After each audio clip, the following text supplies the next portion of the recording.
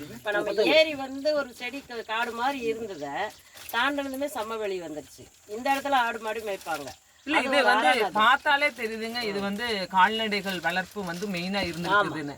அப்ப இதுல வந்து சில அந்த சொன்னார் இல்லையா கொள்ளு போட்டுறது இருக்கலாம், அது வந்து கொள்ளு வந்து தானாவே கூட அதத்தான் மானாவாரி பயிருங்கிறாங்க. மானாவாரிங்கிறது நம்ம விதைக்கிறது இல்ல, தானா வரதை அவங்க அறுவடை பண்ணிக்குவாங்க. அதுலயே வெடிச்சு விழுகிற கொள்ளு மறுபடியும் முளைச்சுக்கு, அவ்வளவுதான்.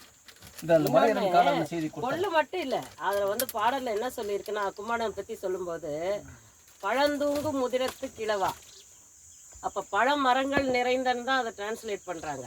அப்படின்னா இன்னைக்கு இருக்கிற மாதிரியும் அன்னைக்கு இருந்திருக்காது. நம்ம தான் எல்லாம் காடு வெட்டி நாடாக்குறதுல எக்ஸ்பர்ட் ஆயிட்டோம்ல. அதனால பழ மரங்கள் நிறைந்த பகுதி கும்மணனுக்கு இருந்திருக்குது. அப்ப அது ஒரு பகுதி.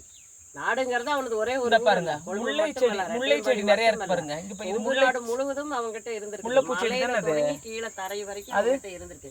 குடும்பம் எப்படி, குடும்பம் மருத நிலம் இருக்குது இல்லையா, வயலும் வயல் சார்ந்த இடம். முல்லை செடி பாருங்க, இங்க பாருங்க, காட்டு முல்லை, முல்லை செடி.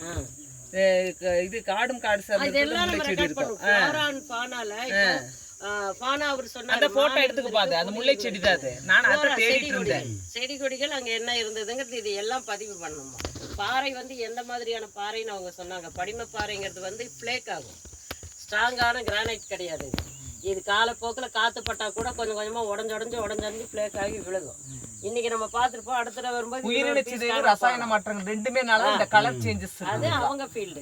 நான் ஏன் உங்களை நீங்க கேட்காதீங்கன்னு சொன்னோம்னா, நம்ம வந்து வரலாறு தொல்லியல்ல இருக்கிறோம். அதை நம்ம